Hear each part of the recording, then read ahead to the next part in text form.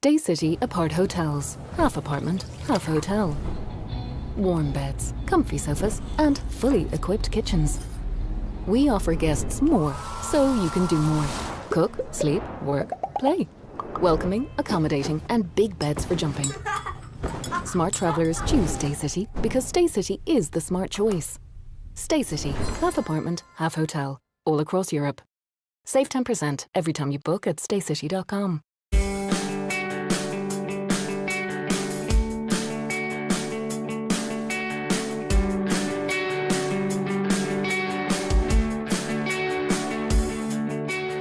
We're delighted to extend the partnership with Go Ahead Ireland. They're an organisation that serves communities all over Dublin and helps serve our club members around the county, and it's been a brilliant partnership for the last 3 years, and we're delighted to extend for a further 2 years. Like us, Dublin GAA are embedded in their community, so it was a really natural fit.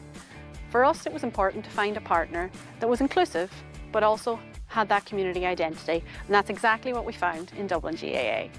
Since we started the partnership, they've been really easy to work with, and we're really excited to continue the journey together. In those 3 years, we actually accomplished a lot with Dublin GAA. We were privileged to be able to work with both local and national charities with them, as well as working on several GAA initiatives. This partnership allows us to support Club League and Championship with initiatives such as our Dubs TV live streaming platform. We try and stream as many games as possible, particularly during the Championship season where we can from a logistical point of view around grounds, and that is something we will continue to try and deliver over the coming years and keep enhancing Club Championship product and club leagues around the county across all 4 codes. In the coming months, we're going to be continuing growing our services. And while we do that, that means that we'll be serving more GAA community clubs than ever before. This year alone, we're going to be introducing the Development Fund for Accessibility as part of our partnership, which is going to see core infrastructure at Dublin GAA developed. In the summer, we're also introducing the Go Ahead Ireland Dublin LGFA Summer Skills Camps, which will be held in July and August. As Dublin's best performing public bus operator, we're going to continue to work really hard on delivering for our customers and our communities.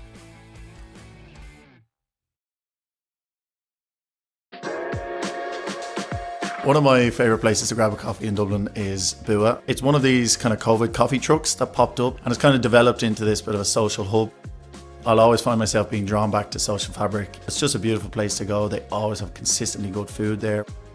Bar 1661. So I love watching them make the cocktails, shake it up, garnish it, serve it. Hoth village itself is a lovely little kind of seaside town.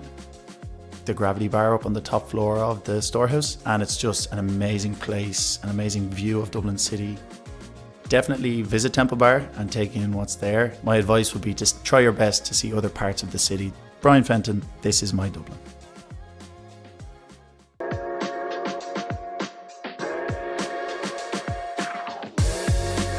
It has to be Tang on Abbey Street. You can't beat their flatbreads with the chickpeas and spicy chicken. It's Irish owned, great food, great people.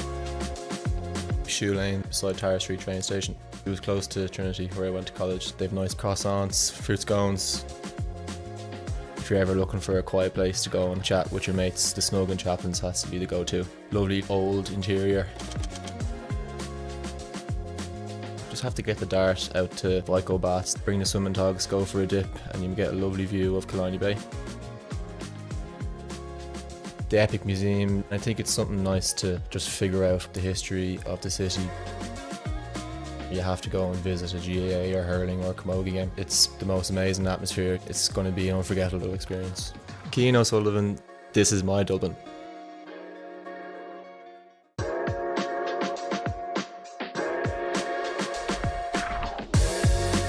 Tribeca in Ranelagh.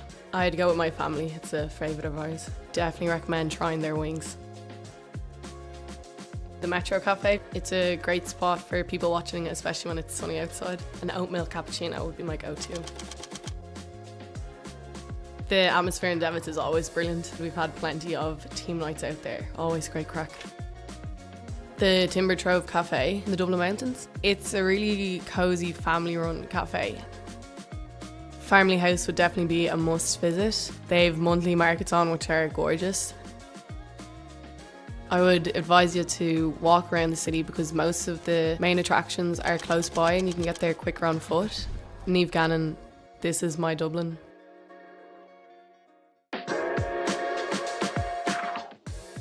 Kyo's Cafe in Portobello. I really like going back just for the vibe. It's nice and chill, people are really cool. Trails Cafe in Ticknock. The coffee is really, really good. Americano, small bit of milk, and you're good to go and hit the trails. Blue Light is always a nice roaring fire. We tend to go up after All-Ireland final week. It's a really nice place to be. I'd recommend getting out to Poolbeg Lighthouse. It's a great walk out. You get a great view back of the city. If you get the chance, I'd go up to Ticknock, go up and rent a mountain bike. Trails up there are pretty cool. Bring a raincoat, a shower is never too far away. Orla Nolan, this is my Dublin.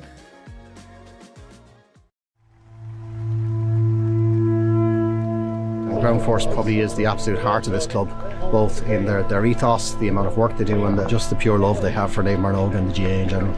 In simplest terms, we probably couldn't function without Ground Force.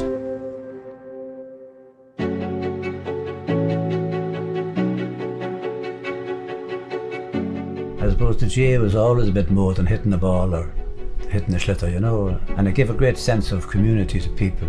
I suppose at my age, fear of retirement, worried about the unknown, what am I going into a home under my wife's feet all the time or something like that, and then we just got this men's initiative started off. We feel that we're giving something back to the club that gave so much to us. We come up here on a rotary basis and line pitches, cut grass. It kind of empowers us as well if we feel valued. We're all friends, we're all retired, we're all around the same age group. Some of us have nothing outside of our work, and Ground Force has been a big change for everybody from the mental well-being point of view. It's really, really important and really significant, and there is great camaraderie amongst the group. So I think there's about 30 odd men in this initiative that comes up to the club and has a chat, and the coffee is important as well. We sort out the world, Dad. Yeah. Or well, most of it. Yeah.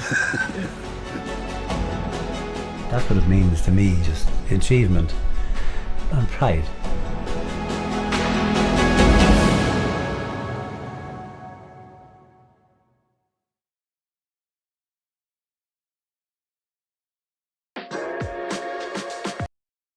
Staycity Apart Hotels. Half apartment, half hotel.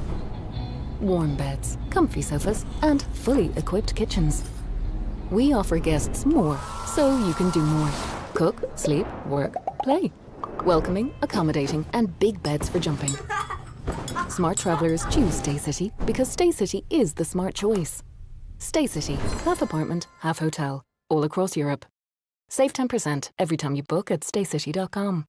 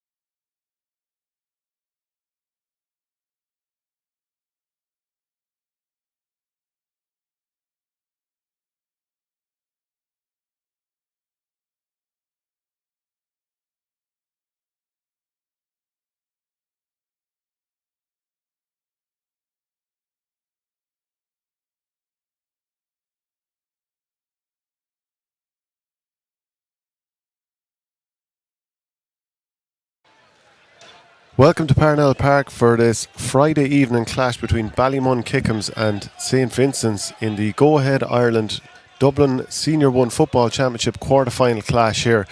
Both of these teams got to the quarter-final stages last year.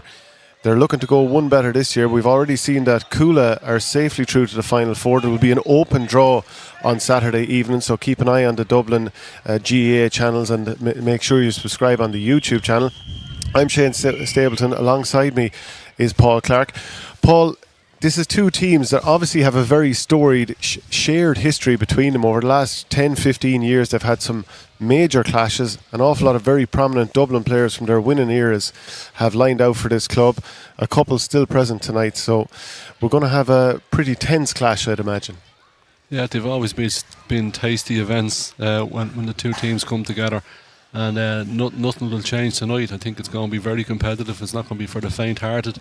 And, I hope teams are at full strength and ready to go for it. Okay, well, let's have a look at the Ballymun team. In goals is Sean Curry. Evan Comerford is out for the season. He's done his cruise shit, but Curry has experience being in with the Dublin panel in the past. Owen Dolan, Dara Conlon and Eamon Hill make up the full back line. The half line sees Leon Young and Cathal Tighe, either side of multiple All-Ireland winner John Small. Midfield seems James McCarthy alongside Cameron McCormick, two really good ball winners there and ball carriers, I should add. Aaron Elliott, Paddy Small and Fiach Andrews. Then inside it's Dean Robertson, Robbie Bulger and Dean McCormick. So what stands out to you there, Paul? Okay, Sean is a very experienced goalkeeper and will do well to orchestrate what's going on, particularly with his kick-outs. Owen Dolan, again, experienced type of player. You'll see him venture up the pitch a small bit, but not too much. John Small may slip back as he did the last day, sort of covering a full-back position, slotting Leon Young across, maybe into centre half-back. James was named to start the last day but didn't, carrying a little bit of a niggle, but he's named to start today and I see him there out in all his regalia. Yeah, he's fit to go, it looks like. And then key men up front is Dean, obviously consistently with frees and from play, and Paddy Small is the player that's on fire in the club championship at the moment, probably alongside the likes of Colin, and I think Vincents are going to have a strong think and a big plan to try and stop him today. Yeah, and former Dublin panellist Davy Byrne seems to be starting. He's moving in towards the full forward line, so we'll keep an eye on that. But let's have a look at the St. Vincent's team before we do. In goals is Andy Smith, a full back line of Michael Concar, Adrian Cummins, the Sligo man, and Shane O'Leary. The half back line sees number 5 James Brady, 6 Dara Cummins and 7 Craig Wilson. In midfield, they'll need to be competitive tonight, Jarlath Curley and Mark Lestrange. Albie Martin, number 10, he was an injury doubt coming in, but he's named to start. Gavin Burke and James McCusker. And the inside line is Calum O'Brien, Keane Dunn, very lively, and Paul Reynolds Hand. Yeah, Michael Concar was really strong the last day. A lot of experience, and he's probably going to pick up Harry Dean. Darren Cummins is a super footballer and has improved so much since he's come to Dublin and playing at a high standard of football. He's a great Sligo stalwart. But he's played really well up here, and if he goes one-on-one with Paddy Small, he may need a little bit of support as well. Craig Wilson dropped back into a +1, and that may be the man to do that. If midfield are going to go toe-to-toe, see Jarlath maybe taking up James, but I expect Nathan Mullins, as we see there, is also going to start from the off. Nathan Mullins getting married on Sunday, in fact, so big Friday night. I'm sure his bride-to-be will be hoping that he doesn't go home with a black eye or any big shoulders like he got a couple of years ago from James McCarthy. He rode that well, actually, that evening. There's definitely been a couple of changes for Ballymun. Not entirely sure who has gone off just yet, but I'm certainly seeing Kieran McManus here on the left wing down in front of us and Davy Byrne in the number 11 slot. But the ball is thrown in by referee Barry Tiernan. Mullins gets a hand to it straight away. And there was a scramble for the ball on the ground. That might have been Concar contesting against number 12 Fiach Andrews. It was indeed Michael Concar. He's up, he's okay. So the referee is calling Mullins across, and Mullins has the ball and he just goes and recycles backwards. And Bill Costello starting here for Vincents on the right hand side, so I think that could be Albert Martin not starting. Yeah, and also I think we're seeing Josh Kelly down here on the right wing, so there's a couple of changes on either side. And we'll try and get to the players that haven't started as we go along, but certainly plenty of changes from this stated 15s beforehand. McCusker now over to Burke. And Mullins again.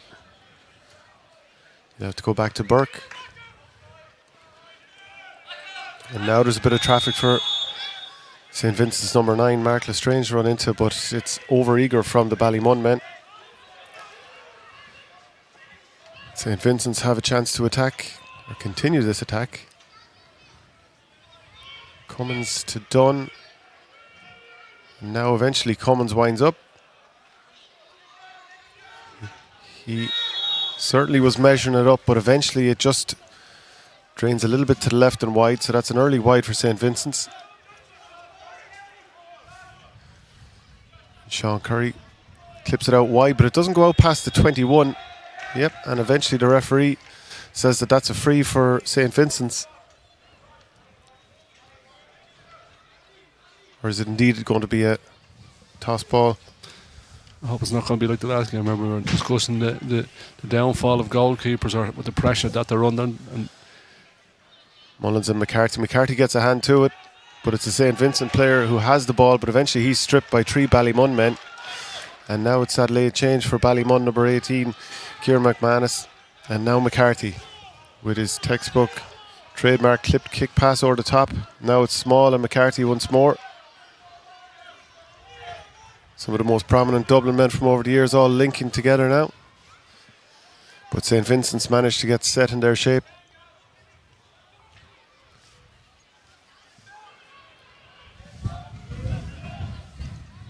And just patiently work it outside the 45. Bulger now.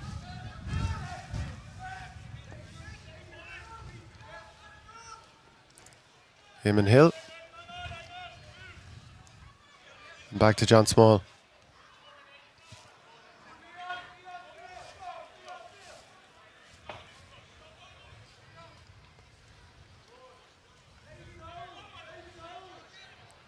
And Hill. Across to Davy Byrne and McManus. Now he has a bit of open country to run into, but decides to go back. Now Byrne is looking for someone to offer in front, and he does look for Bulger, but it's cut out. And now St. Vincent's have a chance to counter.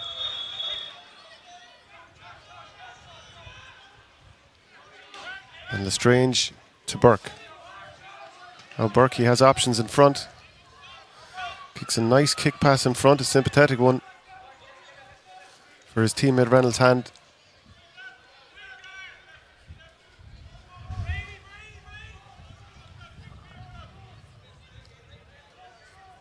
And Vincent's work it over to the far flank.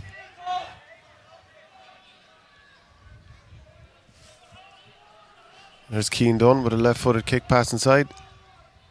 Really nicely won by Cummins. Is he going to have a second shot? He's not, because eventually he takes too many steps. So that's really good work from the Ballymun defence to frustrate Dara Cummins. Now Byrne gets the game going once more, and it's Leon Young. Cagey opening to the game, Paul. yeah, just teasing each other what their options are going to be. Ballymun have changed around their +1. Sometimes it was James there for a while, then you had John Small for a while. James went back into full-back because Cummins went all the way up into that position, and they turned the ball over, forced the free. Craig Wilson seems to be a +1 for Vincents, as we thought anyway. And no one in particular picked up Paddy Small, although I thought Mark Lestrange had spent more time than anybody else beside him. Oh, it's Dean Robertson and Young. Now here's Dean Rock. Ballymun busy over in this flank, but they're going to move it over to the other side now. John Small has Rock in front of him, and outside is Davy Byrne. Byrne opts to go inside for Rock once more. Rock has a little bit of room to manoeuvre. Winds up and clips that ball really nicely, and it's just about kept out by Andy Smith, perhaps with an assist from the crossbar as well, Paul. Yeah. No one else underneath him, so he had time to take it down off the crossbar. Did very well. Yeah, and we've seen that a couple of years ago.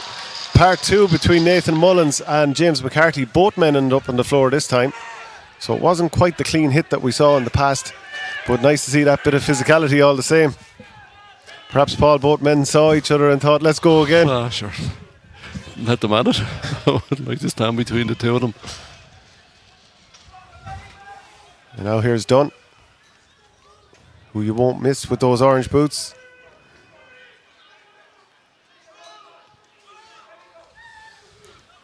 And across here to James Brady, who has Kelly but goes himself. Ballymun happy enough to sit inside their own 45 and not really engage. Now Nathan Mullins gives it inside to Josh Kelly. And Kelly back out to Reynolds' hand. And again, it's a lot of playing in front of Ballymun. Lestrange. Now there might be a chance for Cummins. And Cummins has Lestrange going once more. Lestrange inside the 14, over to James Brady, and a brilliant finish to the back of the net. Really patient stuff, and eventually they pick a hole, and Brady finishes with aplomb. Very well done.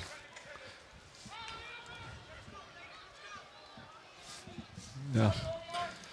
It was patient, but it happened so easy. How they opened her up and got the score. You know, Ballymun would not be happy with that at all. As well, a Vincents team who were trying to probably change over from their previous successful era, bring through a new breed, and they did go down and they've been promoted back. They got to a quarter-final last year. In terms of trying to take that next step, get into a semi-final, build the culture and belief a little bit more, starting a game like this will give them that chance. Yeah, the thing about it is that there's a lot of tradition in Vincents, you know, all that they achieved at senior level and senior titles, the most in Dublin, and you know, that weighs heavy on some people's shoulders, but some of these young lads coming through don't have that, but you know, they understand the tradition of the blue and white jersey. Burke had a chance to clip a ball over the top into open country for Albie Martin, but instead went across to Michael Concar. A nice turnover from Vincents in the middle of the pitch initially when John Small slipped. Now it's Shane O'Leary. Did he touch the ball on the ground? The Ballymun supporters certainly think so, but the referee isn't interested. Now Lestrange, who was so involved in that last move, lofts in a nice ball which Concar tries to tap down for Josh Kelly, but instead it's Kieran McManus on the ball. And Ballymun survive on this occasion. Burn out to John Small, and now James McCarthy, who just eats up that turf, as he's been doing for 15 plus years at senior level. And now here comes Small. He injects a bit of pace and he's dragged to the turf by Shane O'Leary. And the referee is certainly not impressed by that. And that may well be a yellow card for O'Leary.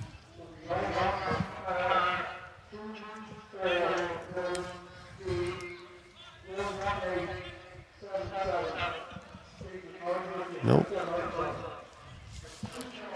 Just a noting. Early on in the game to take a yellow card, you know, so fortunate enough to get away with it. And Rock just settles things down for Ballymun, gets their first score of the game. A goal to St. Vincent's, a point to Ballymun.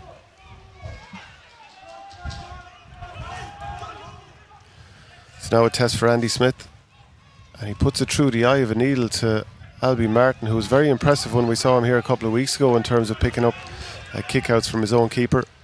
Now Brady, the goal scorer. He's fouled by Aaron Elliott.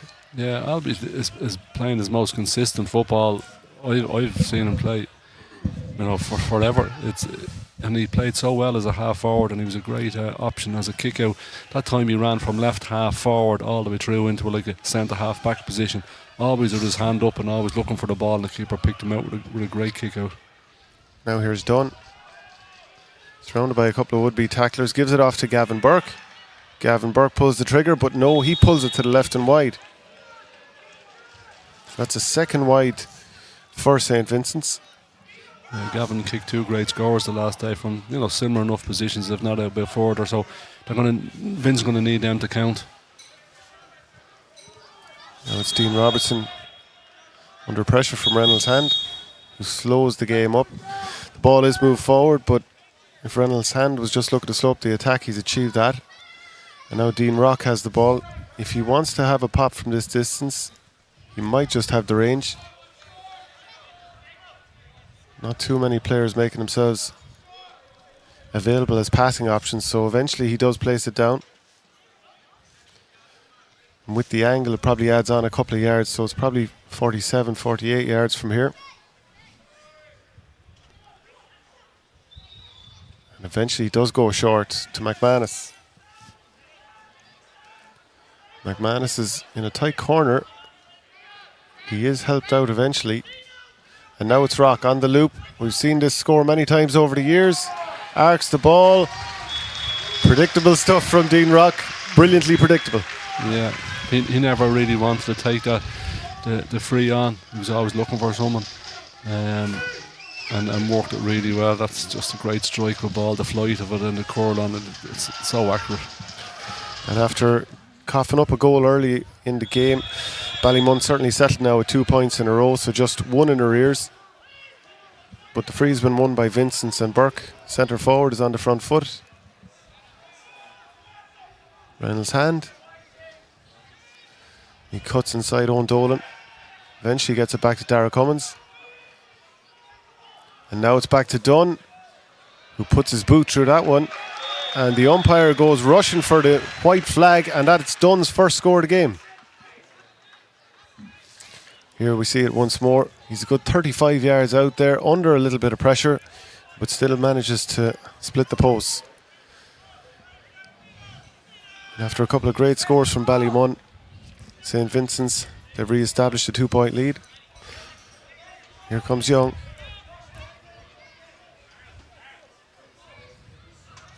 And Dunn, who just scored, slows up that attack with a little tug. The ball comes all the way back to Hill inside his own 65, so Ballymun will start from scratch with this attack.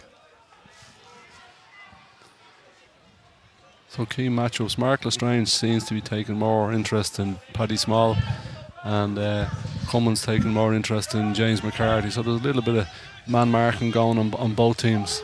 Now here's Byrne, looks for the kick pass over the top. Possibly not exactly where he was aiming it, but Dean Rock gets it all the same. He's under a lot of pressure there, particularly from Shane O'Leary. And eventually St. Vincent's managed to take the ball out of there. Now it's Dara Cummins, who has to stay cool in traffic, and he plays a nice outside of the boot ball into Reynolds' hand, who basketball style pops it off the floor a couple of times, and eventually Vincent's managed to maintain possession, and Concar comes across to Lestrange. He has the goal scorer Brady here on the right wing.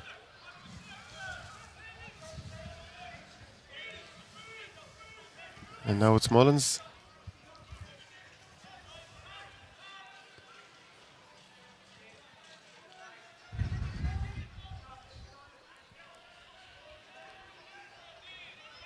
And now Dean Rock coming from behind with Keane Dunn on the ball. Dunn has to ride that tackle, and he's almost shunted forward into an attacking position, and eventually he has a go with probably his weaker left foot and shanks it onto the high net behind, and Ballymun, they get away scot-free on this occasion. A third wide for St. Vincent's, the Merino side, and now it's Sean Curry, former Dublin panellist. He pumps it on top of McManus, but it's cut out by Concar, who gives it on to Dunn, and that's adjudged to be a pick-up off the ground. Very frustrating for the Vincent's men, because Paul Reynolds' hand was certainly running into open country. Whether he was in for a goal or not is another thing, but certainly he was in a great attacking position.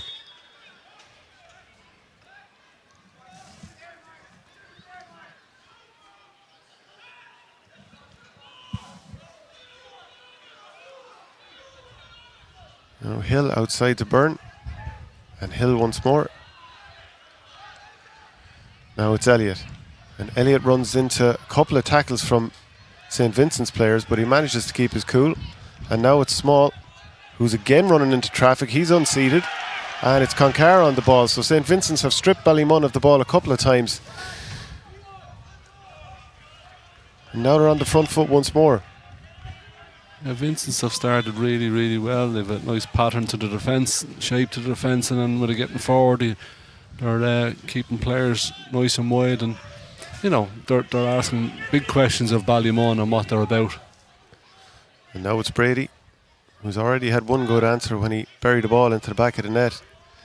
And Burke switches the ball across to McCusker, then gives it to Reynolds' hand, who's in a tight little corner, and he looks to pop a ball inside to one of his teammates, and it eventually spills. And it's a shot from Shane O'Leary that's half blocked and ends up in Sean Curry's hand. Now James McCarthy and Bulger, who has Robertson offering just outside him, just in front in fact, but that ball is thrown just a little bit too close to a St. Vincent's defender. And I think that was the sweeper, Craig Wilson, with some really good work there. Read it really well. Terrible pass though at the same time. He was asking a lot of him.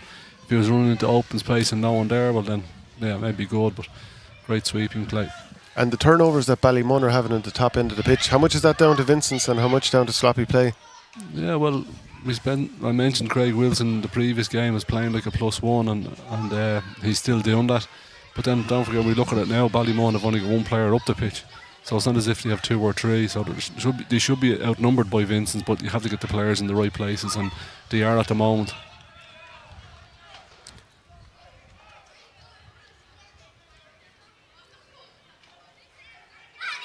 So Leary once more. In fact, it was Reynolds' hand, and he's been intercepted, and John Small has the ball now. And Small to Fiach Andrews, and back again. And now Davy Byrne, who beckons a teammate to come with him. That teammate is Dara Conlon. But instead he goes up the line to Owen Dolan, and it's back to Byrne once more. Ballymun looking to work it to the near side here. With Robertson showing for it. He doesn't have too many options, and he manages to jink past a couple of tackles, and he keeps driving forward. He's inside the 14 now, all of a sudden, and has a pop and draws a really smart save from Andy Smith, one you'd probably expect him to make. But all the same, that is a sign that there is danger in this Ballymun attack if St. Vincent's aren't careful. Well, he had to take it all on himself. It was all individual skill rather than a team score. Good save by the keeper. Yeah, nice height for him, parried their way, and then plenty of blue and white jerseys back there. As we've said, they seem to outnumber Ballymun on a number of occasions, if not all the occasions. And now St. Vincent's put the ball into a 50-50 situation, which Davy Byrne wins, and James McCarthy has the ball and does a quick 1-2. And now it's Paddy Small, who has a little bit of room to work with, but instead decides to have a shot from distance, and once again Andy Smith, with the help of the crossbar, manages to prevent a score. Yeah, shot from Paddy.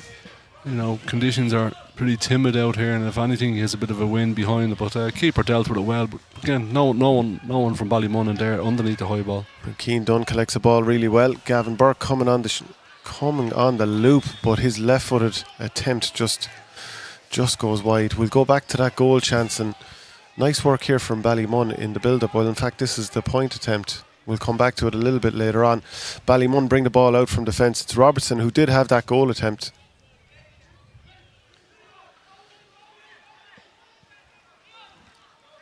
But the last 5 shots from the 2 teams, nothing has been scored from them. So a bit of a fallow patch. And now it's Dara Conlon, who is adjudged to have overcarried that ball. It was good disciplined defending from Michael Concar. The referee is consistent. That's a number now he's pulled up on, for overcarrying. It's a bit of a lull now in the game. It's I'll say it's dead. There's been opportunities, but not clear cut, and then ones haven't been executed. So, 20 minutes into the game, it's not what you expect from a Ballymun Vincents, and certainly not from a quarter-final game. But as this game goes on, the tension will ramp up and up. Coola are already through to the semi-finals. The winners of this will obviously go through, and then tomorrow we've got Nafina against Clontarf, and then Kilmacud Crokes will meet Ballyboden, and after that game the draw will be live on the Dublin GAA channel, so make sure to subscribe on YouTube just to keep abreast of everything that's happening there. And we could indeed have extra time and penalties tonight, so we mightn't be getting out of here too quickly. There's only 2 points between the teams at this stage, 20 to 21 minutes gone. So a long way to go. Mark Lestrange has it. And he gets it back once more inside the 45, and now it's Dara Cummins, who's had a couple of pops. And he's been swallowed up by James McCarthy. But the referee has decided that he left his hands in a little bit too long. Paul, what do you think? Yeah, about 10 minutes ago around the 21-yard line was something similar where the ball was played into him, and James got the turnover. Maybe the hands were a little bit too wrapped around, but there was 2 Ballymun guys there. There's probably no need for to give away a free. Here's that save. So really good work from Dean Robertson here, cutting inside a couple of players. Eventually has the shot. It was a good save, but at the same time a save you'd expect someone like Andy Smith to make. And Craig Wilson was also there, the player that we were saying as an extra player, was putting a bit of pressure on as a block. So now Keane Dunn has a chance to extend the lead to 3 points. He's taking his time over this. Has the shot, but drops that disappointingly short.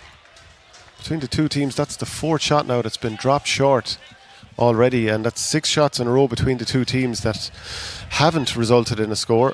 And now James McCarthy, not for the first time, carrying the ball out of defence. And Byrne, he's been involved an awful lot. Now Conlon. And now Young, who spills the ball and eventually fouls Nathan Mullins.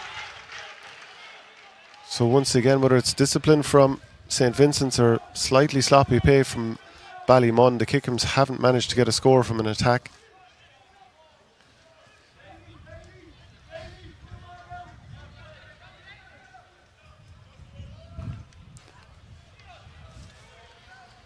Shane O'Leary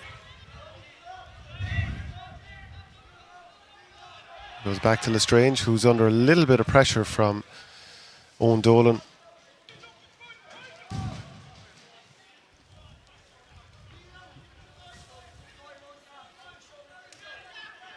Burke will give it back to his teammate Albie Martin, who was an injured out. And his misplaced pass is intercepted by Robbie Bulger, and Ballymun are on the front foot. Martin did enough to check McManus there and slow up the attack, but Byrne gives the ball to John Small. He doesn't have too much to aim at in front of him. He does have Fiach Andrews, I should say, outside him, and now Bulger. Bulger back to Conlon.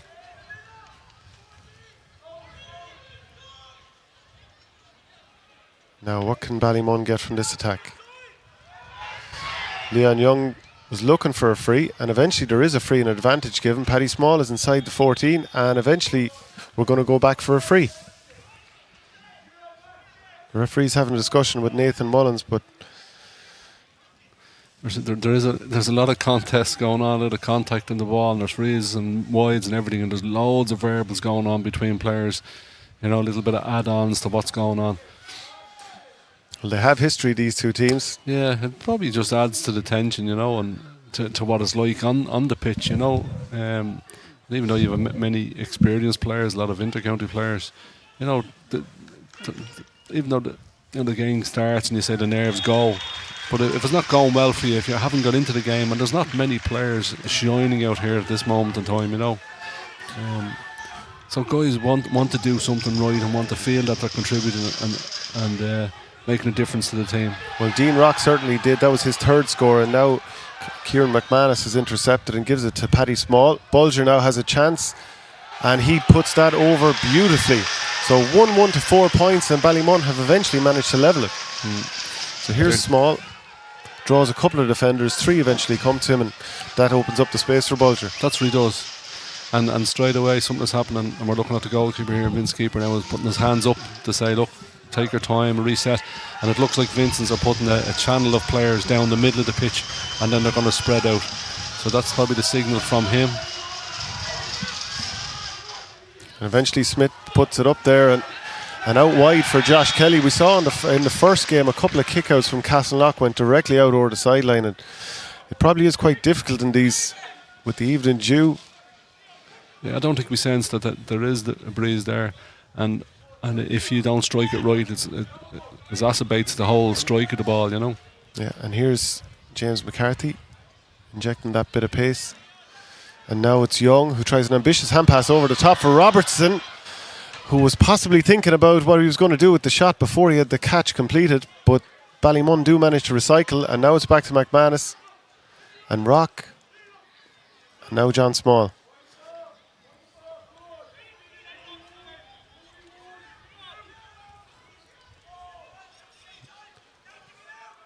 And McCarthy once more, who's normally good to beat a player or two and open up something. And Conlon is inside and having to work really hard to hold on to that ball. And a little overzealous perhaps from Adrian Cummins, because now it's a free for Ballymun in an area where you would imagine Dean Rock is 90% chance of this going over the bar, if not more. Yeah, he's practiced this, he's done it before, so you know you'd feel good about it. Yeah, the ball inside, it's a great hand pass inside, and as you're right, you're saying that Robertson probably had his idea where he's going to stick this ball in the back of the net, but it wasn't in his hands, and you know, probably coughed up a score Ballymun, but they should get it back now. It's likely a third free over the bar for Rock and a 4-point in total. So that's Ballymun in front, having been 1-1 to 2 points behind. They're now out in front, Paul.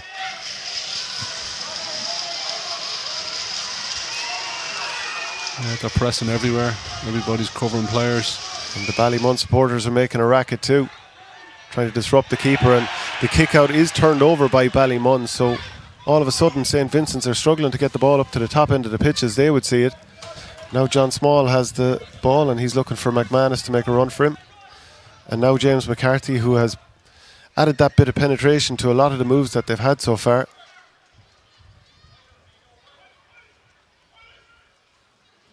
Now Paddy Small, he's been shadowed. Now John Small goes with him. Conlon and Davy Byrne. Byrne does a 1-2 and somehow manages to get the ball across to Owen Dolan.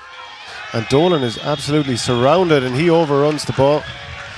So St. Vincent's finally get a chance to maybe hold on to possession for a few moments and get up to the top end of the pitch.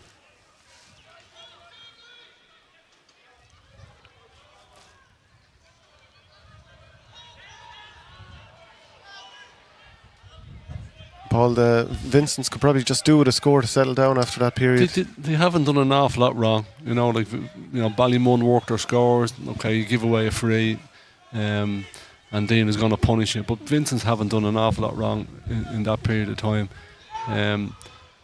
It's allowed Ballymun into the game. It's now going to be, can someone get a couple of scores before half time and go in with something to build on, rather than saying, look, we're behind in this game and what are we going to do at half time to change things.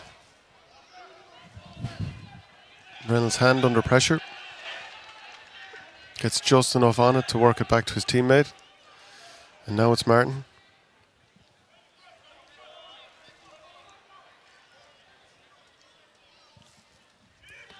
Almost 29 minutes, just over 29 minutes on the clock now. And it's McCusker out to the goal scorer Brady, who's got Josh Kelly in front of him. Uses him as a decoy for now.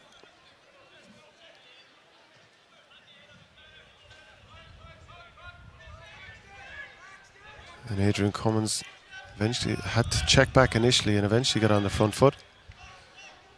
And now Mark Lestrange, he's running into traffic and does well and takes a late hit from Dean Rock, but manages to ride the challenge. Doesn't make much of a fuss over it. Now it's Craig Wilson. On his shoulders, Gavin Burke, whose hand pass back to Albie Martin isn't perfectly on the mark, but it's Mullins all the same.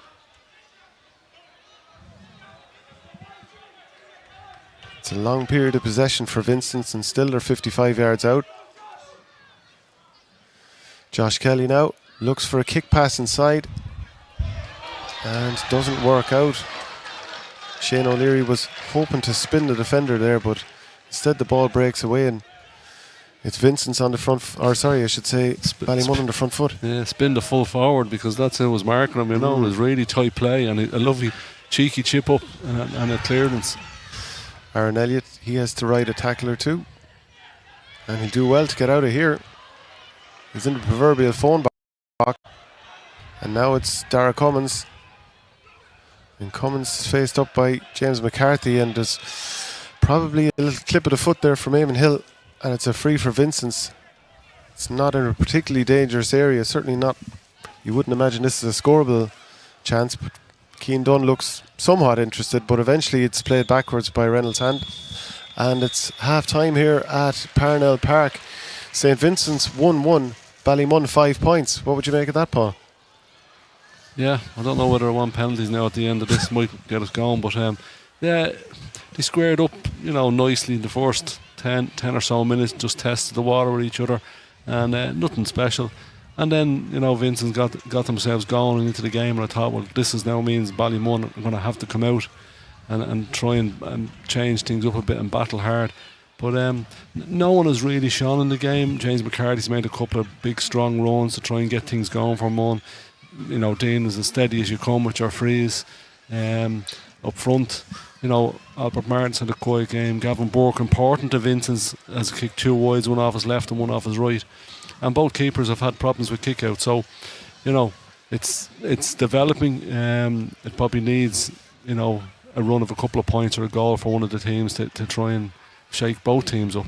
Yeah, it's bubbling along nicely. It hasn't quite hit fever pitch just yet. 2 scores from play each so far in the game. Dean Rockwood, 1 from play, and Robbie Bulger also for Ballymun. 3 frees also for Rock. And on the other side, James Brady got that goal early on in the game, which opened the scoring, and Keane Dunn another. But as things stand at half time, 5 points to Ballymun. St. Vincent's 1-1.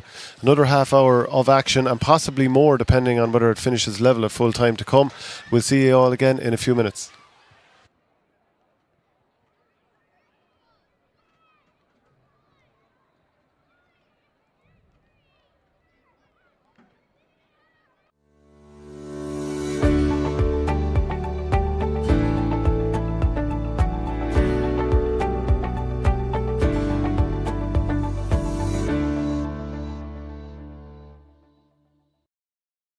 Staycity Apart Hotels. Half apartment, half hotel.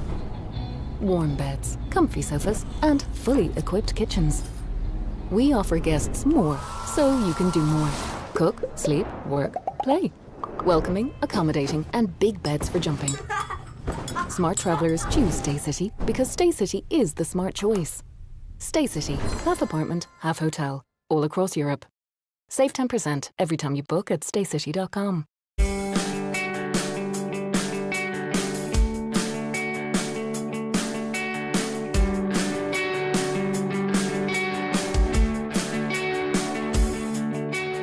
We're delighted to extend the partnership with Go Ahead Ireland. They're an organisation that serves communities all over Dublin and helps serve our club members around the county, and it's been a brilliant partnership for the last 3 years, and we're delighted to extend for a further 2 years. Like us, Dublin GAA are embedded in their community, so it was a really natural fit. For us, it was important to find a partner that was inclusive, but also had that community identity, and that's exactly what we found in Dublin GAA. Since we started the partnership, they've been really easy to work with, and we're really excited to continue the journey together. In those 3 years, we actually accomplished a lot with Dublin GAA. We were privileged to be able to work with both local and national charities with them, as well as working on several GAA initiatives. This partnership allows us to support Club League and Championship and initiatives such as our Dubs TV live streaming platform. We try and stream as many games as possible, particularly during the Championship season where we can from a logistical point of view around grounds, and that is something we will continue to try and deliver over the coming years and keep enhancing Club Championship product and club leagues around the county across all 4 codes. In the coming months, we're going to be continuing growing our services. And while we do that, that means that we'll be serving more GAA community clubs than ever before. This year alone, we're going to be introducing the Development Fund for Accessibility as part of our partnership, which is going to see core infrastructure at Dublin GAA developed. In the summer, we're also introducing the Go Ahead Ireland Dublin LGFA Summer Skills Camps, which will be held in July and August. As Dublin's best performing public bus operator, we're going to continue to work really hard on delivering for our customers and our communities.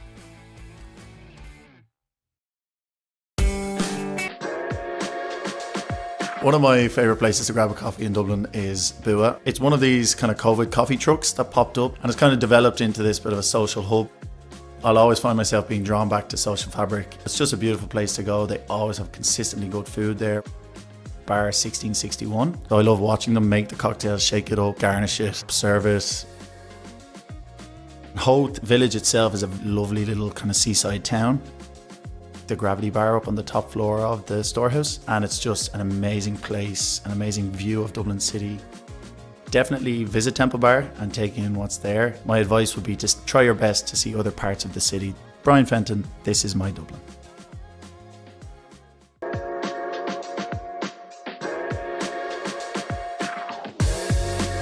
It has to be Tang on Abbey Street. You can't beat their flatbreads with the chickpeas and spicy chicken. It's Irish owned, great food, great people.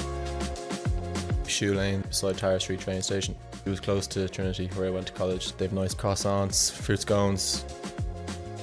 If you're ever looking for a quiet place to go and chat with your mates, the Snug and Chaplin's has to be the go-to. Lovely old interior. Just have to get the dart out to Vico Baths, bring the swimming togs, go for a dip, and you get a lovely view of Killiney Bay. The Epic Museum, I think it's something nice to just figure out the history of the city.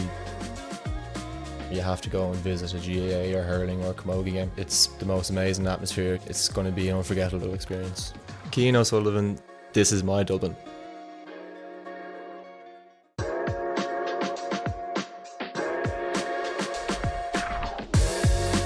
Tribeca in Ranelagh. I had to go with my family, it's a favourite of ours. Definitely recommend trying their wings. The Metro Cafe, it's a great spot for people watching, especially when it's sunny outside. An oat milk cappuccino would be my go-to.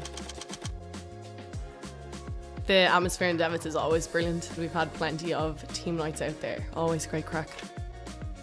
The Timber Trove Cafe in the Dublin Mountains, it's a really cosy family-run cafe. Family House would definitely be a must visit. They have monthly markets on which are gorgeous. I would advise you to walk around the city because most of the main attractions are close by and you can get there quicker on foot.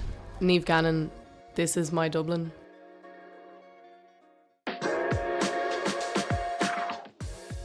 Kyo's Cafe in Portobello. I really like going back just for the vibe. It's nice and chill, people are really cool. Trails Cafe in Ticknock. The coffee is really, really good. Americano, small bit of milk, and you're good to go and hit the trails. Blue Light is always a nice roaring fire. We tend to go up after All Ireland final week. It's a really nice place to be. I'd recommend getting out to Poolbeg Lighthouse. It's a great walk out. You get a great view back of the city. If you get the chance, I'd go up to Ticknock, go up and rent a mountain bike. Trails up there are pretty cool. Bring a raincoat, a shower's never too far away. Orla Nolan, this is my Dublin.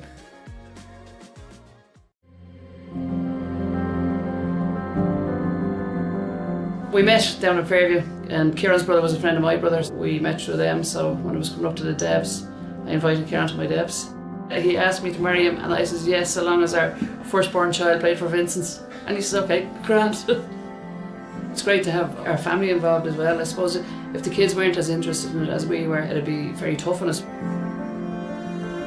Kieran's are playing Vincents. The tension in the house is gas. Mum is obviously Vincents and Dad is Kieran, so Mum always claims that she'll give John steak for dinner and she won't feed Kevin. But it's always a bit of a laugh, but I suppose no one takes it too seriously. She had her hands full. She could have got the job as a bus driver. The amount of dropping off and picking up she did from matches around. Leaving some matches early to go to another match to make sure she got the end of that or make sure we all got the same amount of attention. There was no favourites. It means everything. I don't know what we do without it, to be fair. We eat, drink and sleep it. It's always through the family like the rest of us. There's not enough supporting words, I'd say. I know my whole life at this rate. We're very proud parents. That's a huge achievement to have 100% of your family still playing. We're proud of them all, every one of them. My name is Niamh Heatherton. My name is John Heatherton. I'm Kieran Heatherton. I'm Patsy Heatherton, and as a family, our roots are set in the GAA.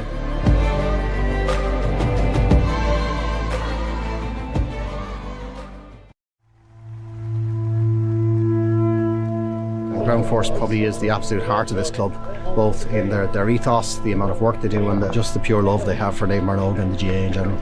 In simplest terms, we probably couldn't function without Ground Force.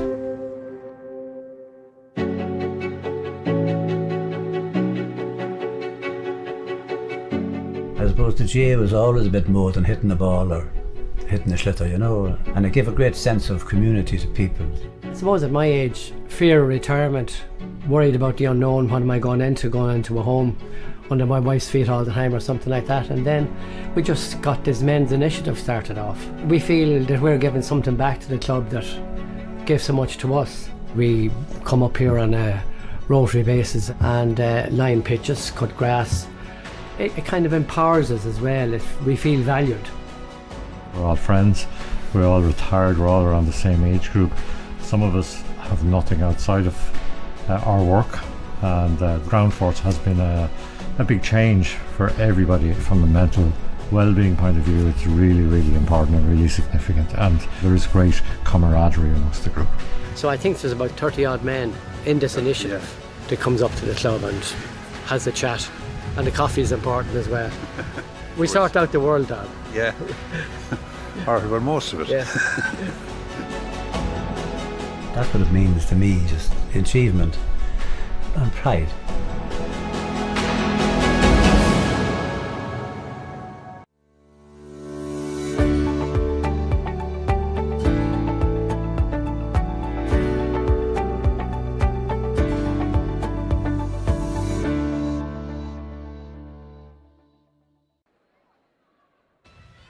Well, St. Vincent's are back out on the pitch before the start of the second half here at Parnell Park. They're a point behind to Ballymun Kickhams, 5 points to 1-1. So what do St. Vincent's need to do in the second half, Paul Clark, to get back into this game, get out in front? I think they'll do what they have been doing. As I said to you, their defensive setup is really strong. They get good numbers back, but Ballymun don't have lots of numbers forward anyway. They try and probe with intent, a bit of speed and power. Paddy Small or Robertson or James McCarthy-esque type of runs through, because they don't keep lots of people up the pitch. Offensively, we need to get done on the ball to kick the scores. Gavin Burke and Albie Martin as well. They're fellas that need to score, and consistently so. So 2 points each from them will keep them in the mix. But Ballymun, they won't be too happy with the way they've played, and they've been absorbing what Vincents have had to do. And I don't think we're going to get a high-scoring game anyway to do this. So every score is going to count. So Ballymun, from their originally listed team, Davy Byrne started, and so did Kieran McManus. The men who didn't were Cameron McCormick, who's been really influential in games earlier on this year, and Cathal Tadhg. On the St. Vincent's side, both Nathan Mullins and Josh Kelly, they started in place of Jarlath Curley and Caleb O'Brien. We'll see if there's any further changes at the half. Don't quite see any just yet. And you were just saying during the break that the way St. Vincent's are playing, Dara Cummins normally plays centre-back, drifts upfield and gets himself a couple of scores and dictates from centre-back, but instead he's man-marking James McCarthy, so there's sort of give and take with that. Yeah, it is give and take, and if you look down below us here at the left half forward for Vincents, there's a 2 mark and a 3, That's how they've manoeuvred players around to pick up certain players, That's Michael Concar up left wing forward. Left half forward, and who's marking him? Only Derek Conlon, who's a strong fullback as such.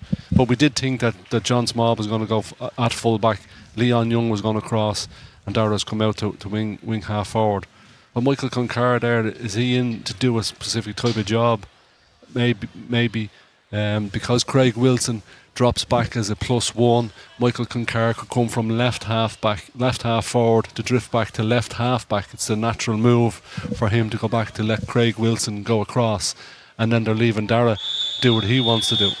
Okay, so Barry Tiernan throws in the ball, a few pirouettes from different players, and eventually it's a free for St. Vincent's. Nathan Mullins was on the floor, a man getting married in a couple of days' time. He'll hope to pick up not too many bumps and bruises here. Maybe on the dance floor the next time. Great claim from Cian Dunn, and the referee is suggesting that it was a nudge. It couldn't have been a mark, because you can't get a mark direct from another place ball, but Dunn has an opportunity. Whether it was a mark or a free, it's the same thing. Now, will he take it himself? He will, on his right foot, which is obviously narrows the angle. He's going to try with his left foot. On his left. And I think the last day out, Vincents, he kicked a score, a very important score for Vincents, with his left foot. So he's able to do this. He kicked a brilliant one with his right in the first half from play. This one with his left is pulled just to the near side and wide. So that's a 5th wide for St. Vincent's, and of the 9 attempts they've had in the game, they've scored just 2. So they'll certainly look to improve that in the second half, but it hasn't started the way they'd like. It's Owen Dolan carrying the ball up this near side. And offering is Eamon Hill. Fiach Andrews. Back to Hill. Now it's Young. Now it's Byrne, who's been on the ball a lot throughout this game. Puts the ball up in the air, and Dara Cummins eventually comes in looking to dispossess him. He'd sniffed blood there when Byrne's solo went a little bit awry, but Cummins probably went in a little bit too strongly for the referee's liking anyway. And now it's Smith with a chance to run at Lestrange. Paddy Small, I should say, with a chance to run at Lestrange. McManus now, and Young.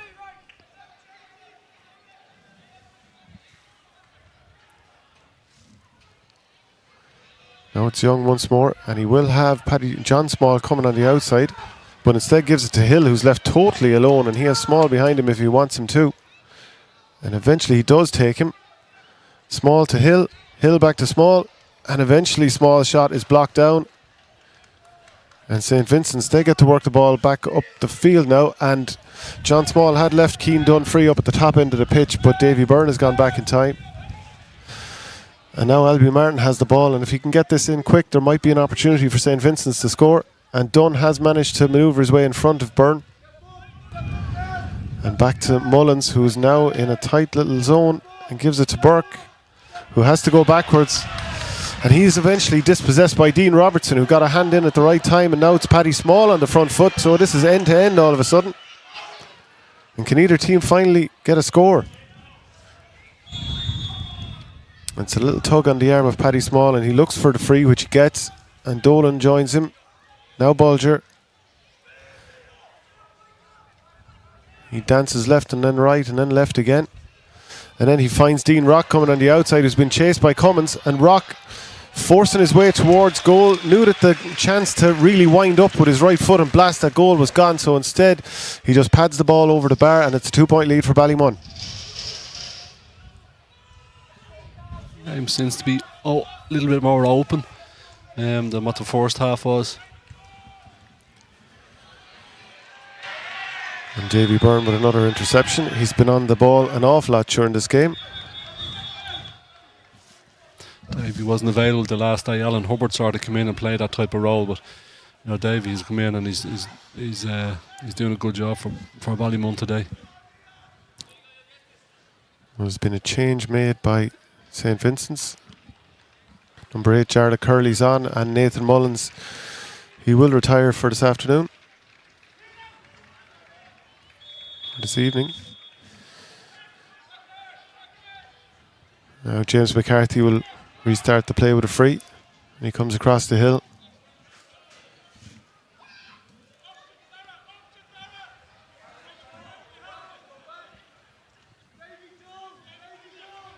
Jarlath Curley has played really, really well for Vincents since he's gone to midfield. He missed the last day through injury, came off the previous game. So he must be okay to come into the game today, and he has been playing well at midfield for them. James McCarthy, he has a free if they want to go back for it. But play is still ongoing. At this stage the advantage is over.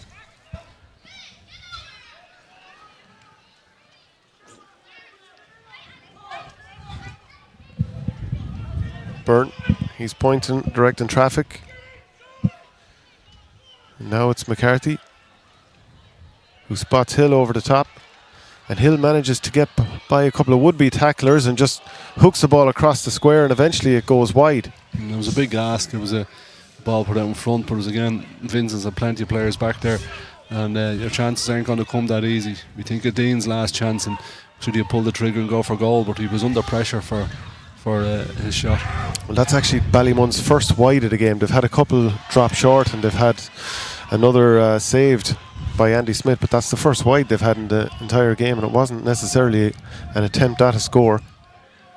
Maybe just trying to get it across the square and hope that they get something from putting it in the mixer. But Ballymun have the ball once more. Vincent's now keeping 2 players up at the top end of the pitch, Keane Dunn and Albie Martin, which means there should be more space at the other end where Paddy Small is running through, but there's a little tug from Mark Lestrange, just enough for referee Barry Tiernan to decide that there'll be a place ball attempt now for Ballymun. Yeah, he's in there to do a job on Paddy, and that's a big ask for you, a lot of pressure, because Paddy is playing so well at the moment. He's so strong, so fit and so powerful. So if you're going to go into contact with him, you're either going to win the battle or lose the battle or give away a free. And Rock has been a brilliant place ball taker over the years. It wasn't too far from this distance that he broke Mayo Hearts, GPS or not, several years ago. So in tight games like this, having a brilliant free taker and score getter from open play like Rock could be the difference. So he about to lean into this shot, and perhaps the build-up was a little bit much, because on this occasion it doesn't quite go right for Rock. He drags out wide. It's still just 2 points in it. It's a long time since St. Vincent's got a score. That was midway through the first half. Obviously the breeze might have been against him, and that's why he was his first free actually off the ground that he's taken. Andy Smith looks to go long, but it's cut out by Aaron Elliott. And again, Ballymun are on the front foot. They're inside the 45. Leon Young running into traffic, and he's knocked over by Michael Concar. Concar's quite frustrated at the decision of referee Tiernan, but it's going to be a free all the same. Yeah, he came over the top of his shoulder, left arm over his right shoulder, so definite free. Chance for Dean now. Is he going to take it out of his hands or off the ground? Looks like he's going to go out of the hands this time. Now it's probably 7 or 8 metres closer, but we just expect him to strike it an awful lot better than he did one off the ground. So. Okay, a more muted build up from the commentary team this time, and Rock has a go and knocks it straight over the bar, extending the lead to 7 points to 1-1, a 3-point lead. So that direct running that we were getting from Ballymun in the first half wasn't getting at Melva, but now they are.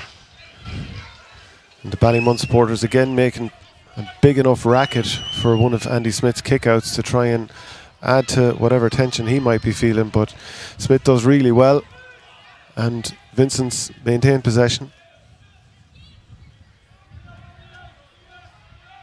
O'Leary.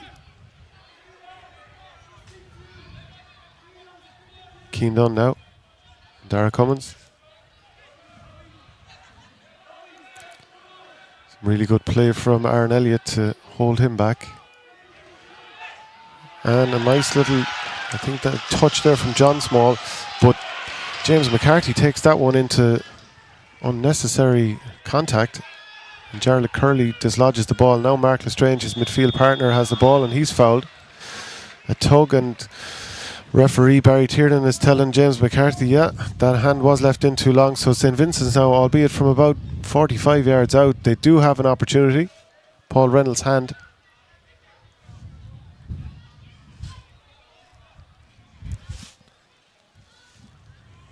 It was a great hit by Jarlath Curley, and James come out. He just sort of lost control of the ball, and it was body on body, and it spilled away.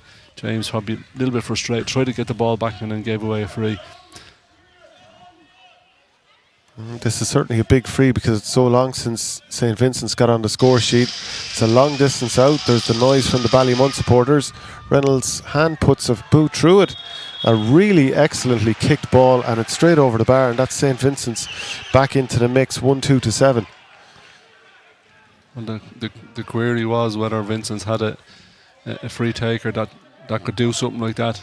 If Dunn was off form from missing a couple already, and to have someone like that and struck it so well. So, yeah, advantage to Vincent's with a bit of a breeze as well. So if they have a few more like that, I think we'll be getting scores.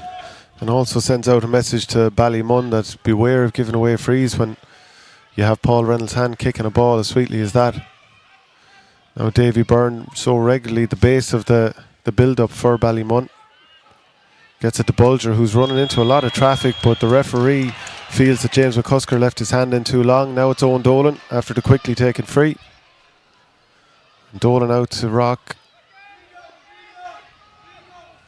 McManus. And John Small.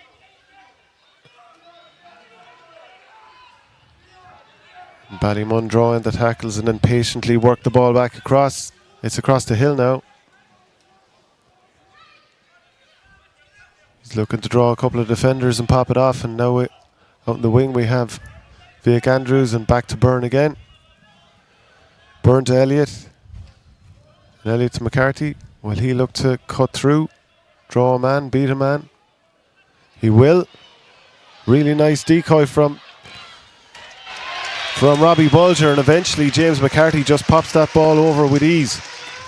Really nice play here, and a couple of St. Vincent's defenders were just perplexed, and he was just able to get through that a little bit too easily. And I don't know what the call is, but when that went over the bar, Dean Rock came running out at pace to push all the Ballymun lads back, concede the kick out. He came running out straight away and told everybody, get back, get back, get back. And that's what Ballymun have just done. Concede the kick out, and they have everybody back in their own half bar Dean Rock. Well, St. Vincent's have been struggling to score throughout this game. They have just 3 scores, 1-2. So obviously they have been struggling to get scores, and Ballymun clearly feel if they drop back that Vincent's don't have the quality to cut them open, but we'll find out whether that's true or not. Now it's Burke. And Brady.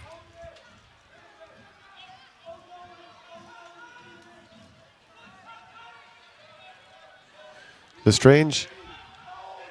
And McCusker.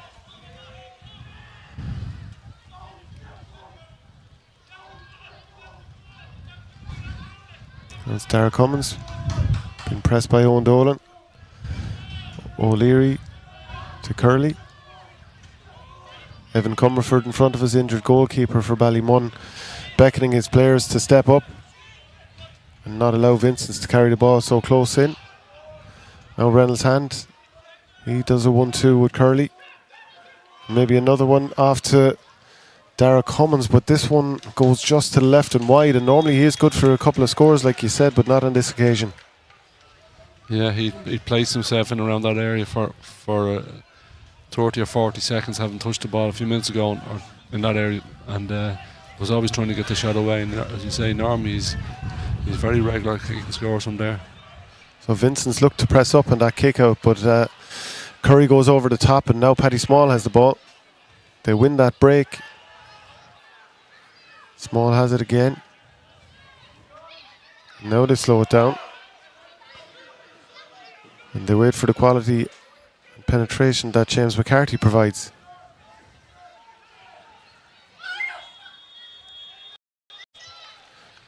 And Small picks up a handy little free there.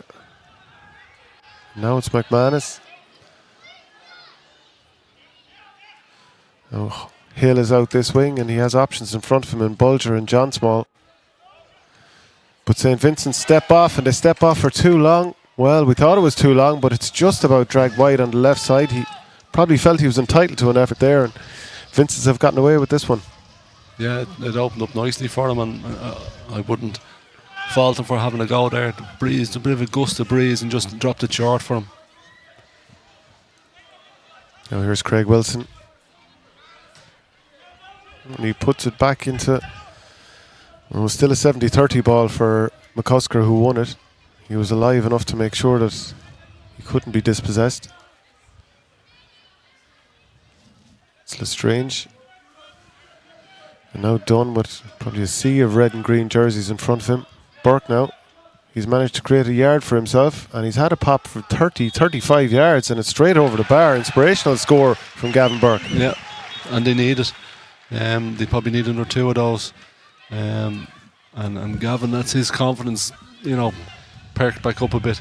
He is a confidence type of player that when he plays well and runs well, that he can do those type of things. Well, Bill Costello's in now instead of Shane O'Leary, and Vincents will probably look to press up on this one again, and Curry showed the last time that he can go over the top if Vincents press up too hard. So let's see what happens on this occasion. Curry goes long. McCarthy's under it, so is Cummins, and eventually it breaks to Paddy Small, who has a couple of players around him, and eventually it's a tug back. I think that was... Trying to figure out if that was Wilson or Lestrange. It can be tough to see the numbers on these Vincent jerseys. Play Lestrange. Yeah, play is ongoing. McManus to McCarthy, and back to McManus.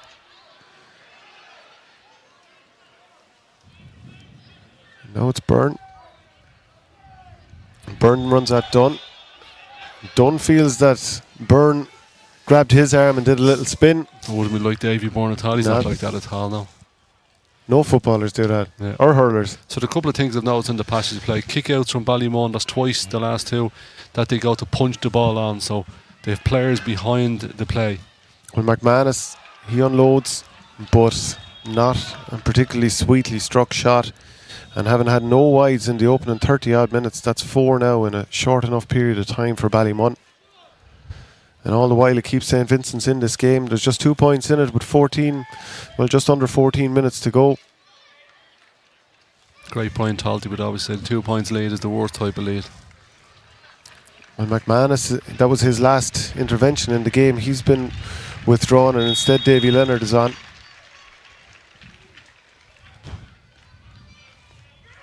Well, that was a risky kick pass out from the back line from St. Vincent's, and they might pay here, but Concar does brilliantly to dispossess Paddy Small, and Gavin Burke gets on it straight away. Now Keane Dunn.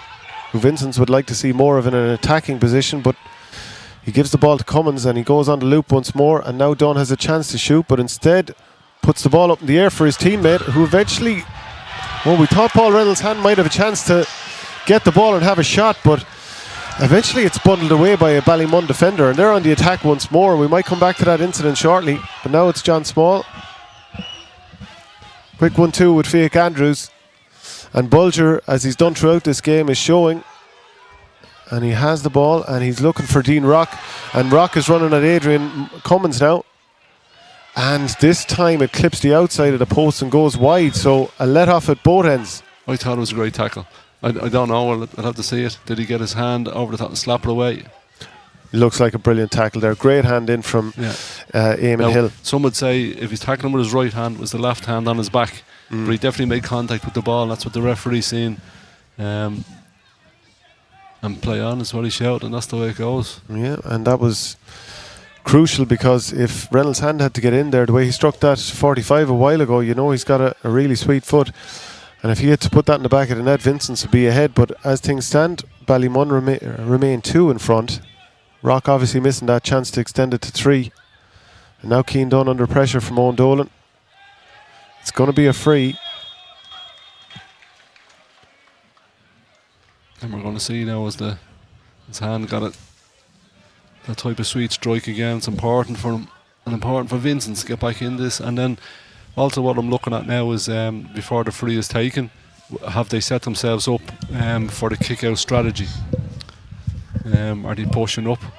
Where are they going to line up? Are they going to go zonal type of press on it? Or are they going to go 1v1? And will they be afraid of Curry going over the top and one of the Ballymun players just trying to flick it on? Which they don't. Well, we'll find out just after this free from Paul Reynolds' hand. It's more difficult for a right footer out this side, but it looks like he's cut it straight between the 2 posts. That is a spectacular free from the right hand side from Paul Reynolds' hand, and it just narrows it back to just 1 point. Now the kick out that we talked about. Curry goes short. Costello is close to John Small, but Small is under no real pressure and he's able to give it to Young.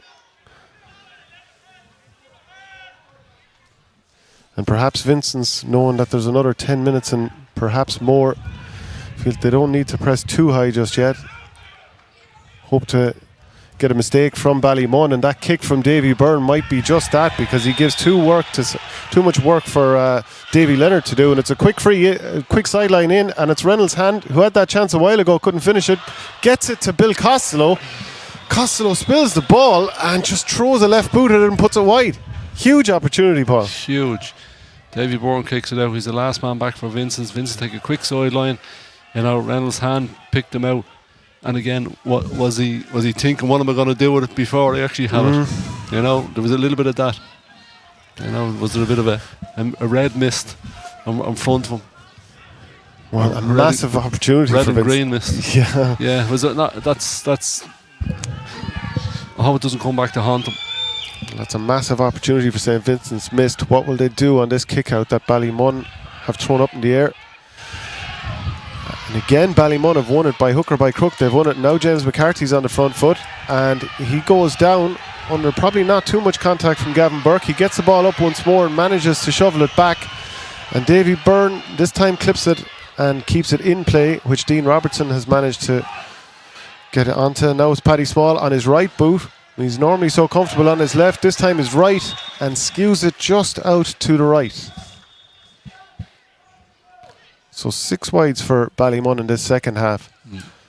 James in the thick of the action there. If you wanted one man to take on 5, it's James McCarty. And yet I'm looking around, he's telling guys to keep the head and cool down as well. And he's in the middle of a battle there no more than 15 seconds ago. We'll see if St. Vincent's can get out of this jam here. And very good work from Jarlath Curley under massive pressure to get that out. Just before that kick out was taken, Cameron McCormick came on for Ballymun. Real quality player. You'd imagine he wasn't at 100% if he didn't start today, and Aaron Elliott has been withdrawn. It's hugely important now for Ballymun. He's a good footballer to have in. The legs to give that support around the middle of the park for James. And a scorer also. Yeah. It's Craig Wilson. His Vincent's team are just a point behind. But time is slowly ebbing away. There's 8 left. Maybe a couple added on, and if this game does end up level, we could go to extra time, but a big turnover there for Ballymun, and they have an opportunity to work a score. James McCarthy now running inside the 65, now inside the 45, and he's turned back. Gavin Burke gets close to him, and eventually McCarthy's legs go from under him, and St. Vincent's are now on the front foot. Josh Kelly with the ball. Now can he get it away? And he's dunted by Davy Byrne as he tries to do so. And certainly the St. Vincent sideline are very, very upset with what's gone on there. The linesman is coming over trying to get between the St. Vincent sideline and Byrne. The referee's coming over to give his tuppence worth. And it was a little bit late. Probably not the most dangerous or anything like that, but it was certainly a body collide. No, in a way, what's probably have to help him a little bit was the pull of the shorts, and the referee was going to deal with that anyway. Davy, you know, he's a tough footballer. He's a hard footballer. He could have done a lot worse. And I think the referee just needs a cool head, calm things down, lads. It hasn't been that type of game anyway. So we want to see is he going to deal with it.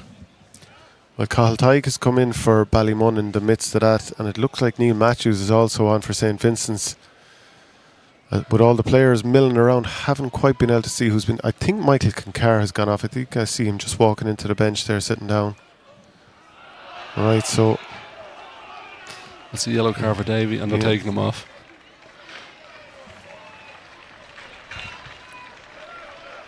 So Davy was going off anyway. A parting gift from Davy Byrne.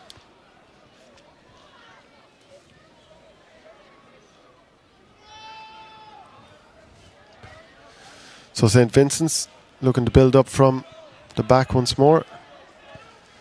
And that was number 18 there, Neil Matthews, part of that attack. He's just come on.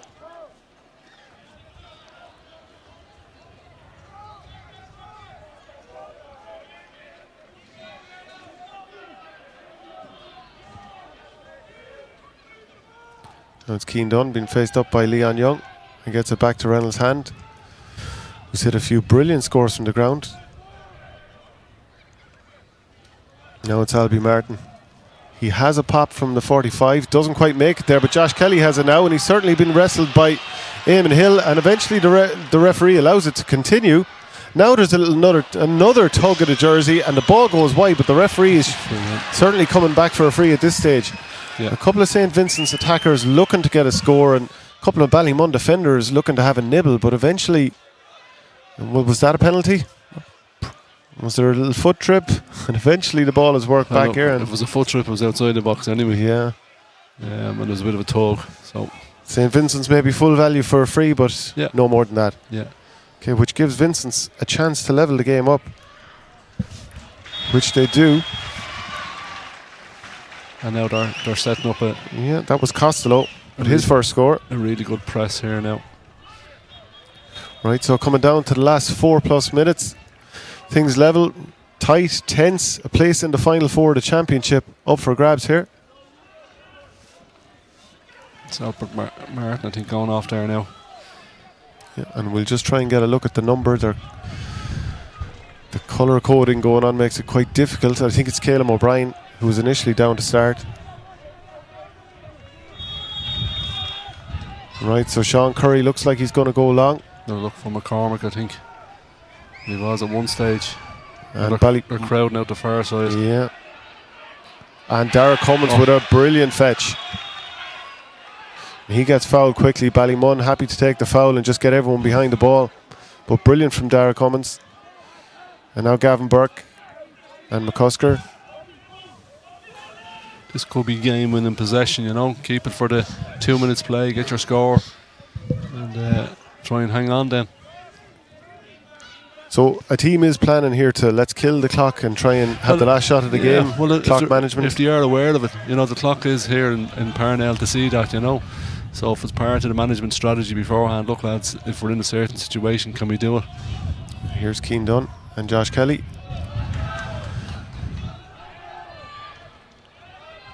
Neil Matthews.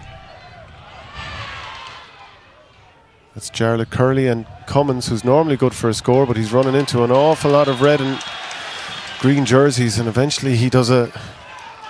Yeah, he looked a couple of times to try and break through to get that shot away. They understood it. Now do Ballymun have the same type of strategy that they can try and retain possession up the pitch and get it to your shooter to win it. Yeah, well, Davy Leonard has the ball now, and he's a couple of Vincents players that he cuts between in front of him. And now it's James McCarthy who has John Small on the outside.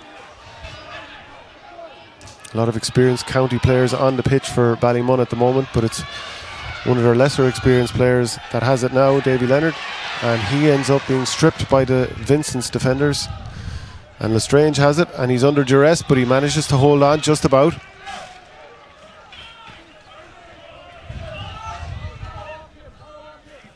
And again, turnover after turnover, and time is ebbing away. May just come down to one last chance for either of these teams.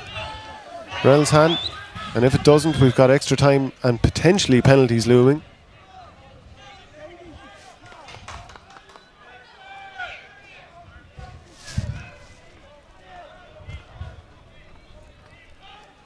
Wilson. Now it's Lestrange. And Curley. Curley being pursued by Bulger. Now it's Reynolds' hand and Gavin Burke. And he's in no massive rush. Both teams know what is at stake tonight. There are big passes to be playing at this stage of the game. You know, it can be overhit. Cameron McCormick, who's only just on, manages to strip St. Vincent's of the ball. And we resume play. Rock and McCormick. McCormick normally good at beating a defender and getting a shot off. He has to have a couple of bites at the cherry there. Now it's Leon Young running through traffic, and eventually he is tripped, much to the frustration of St. Vincent's, but it's going to be an opportunity for Dean Rock from a position where he normally does not miss. Yeah, I didn't like the way Vincent's do their 30-yard foot passes. You know, if you're going to retain possession, it's hand pass, make sure secure the ball. It just was so high, the bounce of it, and gave time to close down and get the free on the far side. Yeah, that was Adrian Cummins and Mark Lestrange who got their hands and feet in a muddle, and eventually it was Leon Young who profited, and now it's Dean Rock who has an attempt to put his side back in front. Substitutions continue to be made. We have another man coming in here, number 20. That's Alan Hubbard, of course, another former Dublin panellist, and he's in for Fiach Andrews.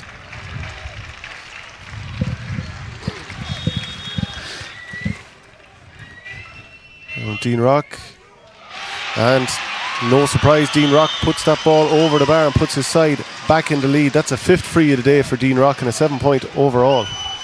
Now what will Andy Smith do here? And Ballymun have pressed up pretty high now. Another substitution, so it looks like Ballymun are doing everything they can to kill this clock. That's the cuteness in their part. You know, there was a setup for a kick out. Look, another substitution. You know, and they're it doesn't drag the clock out, but it's actually stopping the initiative. Yeah. Something happens, it's closed down. Something happens, it's closed down. Yeah. Dylan Keaton came on for Robbie Bulger, who had a fine evening, I should say. Now Andy Smith. This is pressure. There's only one. He's got to be Where Cummins. will he go? Yeah, he's found Gavin Burke. Gavin Burke made a brilliant run there. I thought he was going to look for Derek Cummins. I thought that was the man. So we're in injury time now. 61.5 minutes gone. What can St. Vincent's do? And McCusker has the ball. He's been busy all day. Reynolds' hand. He runs into a tackle from Robertson. And now it's Curley. He has traffic all around him. He looks to induce a free. The referee is not interested. And it's a turnover for Ballymun. That is huge. Curley stays down. Yeah, was this a free? Hit. Looked to me as if he grabbed onto McCormick and looked to induce a free from the referee, but Barry Tiernan was not interested. What did you think, Paul? I thought it was a big hit. I don't know whether it was part of the hit, and when he went to ground that he fell on him, or That's why he stayed down the way he did. Well, Ballymun have the ball back in play, and their goalkeeper Sean Curry is probably 20 yards clear of any Vincents player, and he's happy enough to kill the clock here. Vincents are going to have to act sooner. The time will run out. Now he has to boot it clear with a couple of defenders coming onto him, and Dara Cummins is going to be on the bottom end of it. Now he has the ball. Does he have time and patience to work a ball? Leon Young coming in with a very strong tackle, and now another teammate gets bundled over, and I think Ballymun are going to be happy to give away a couple of frees 90 yards from goal here. Yeah, they're taking one for the team here every time a tackle is made, and they're trying to stop that momentum and, you know, maybe give away a yellow card or a black card. Yeah, McCusker against Conlon, and McCusker does well. Gets the ball to Costello, and now Keane Dunn. Back to Kelly and McCusker again. They're really running out of time now.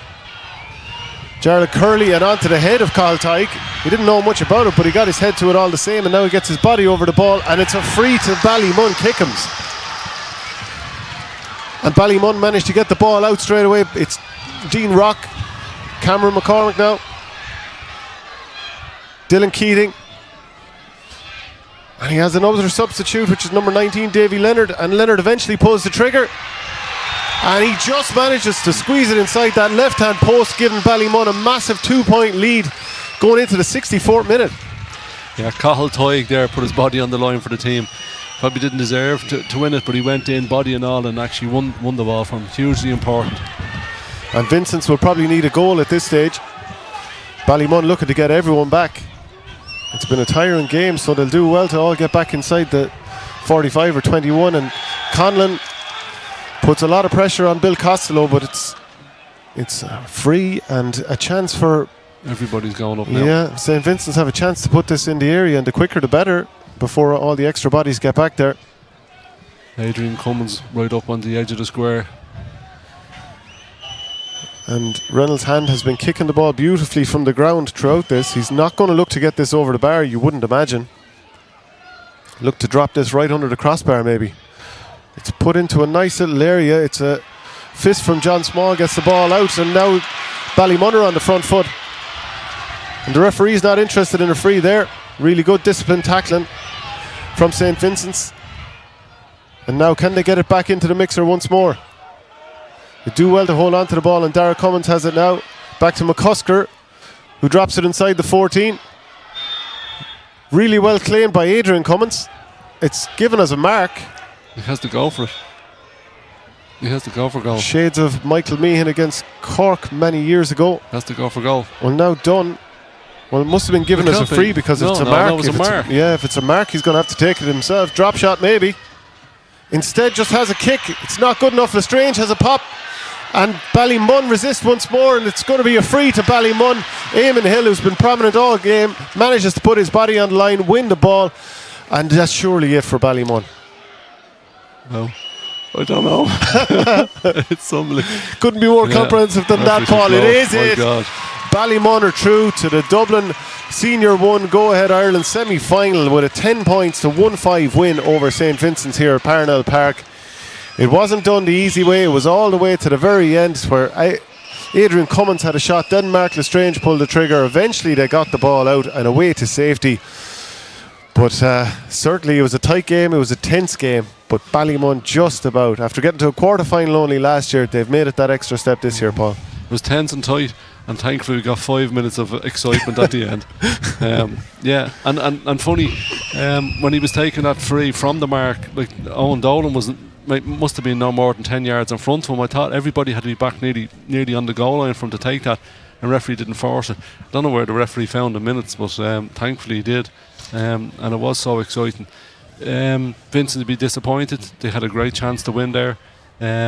Coming into the game, they must have believed that they could.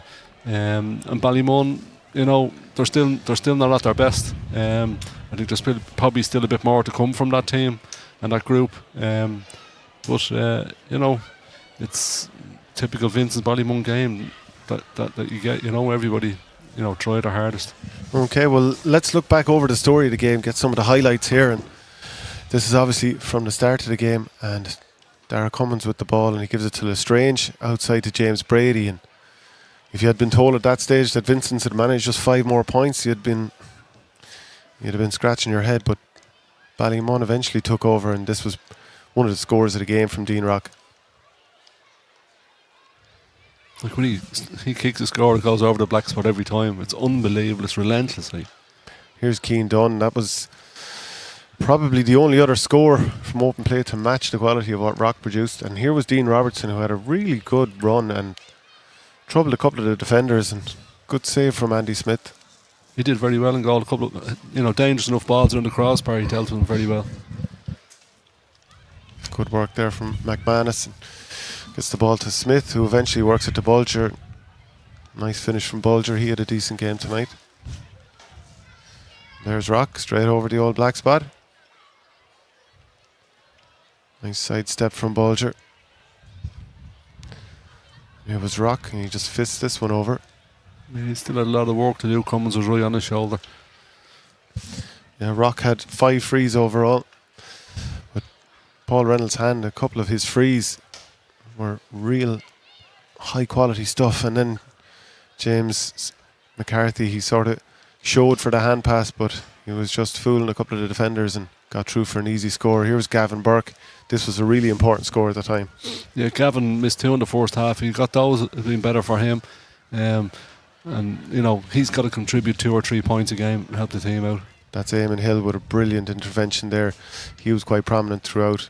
Very strong performance. This is a great chance for them. Turned over by Davy Byrne. And look, his eye was on the goal. He said, what am I going to do with the score here? Where am I going to put it? There's a keeper in front of me and a player, and he fumbled the ball.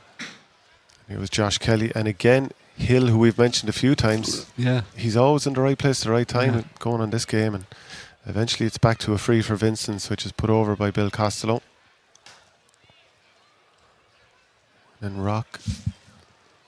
Yeah, well, we thought that was the winning score, but he came back and gave us another one then, so that was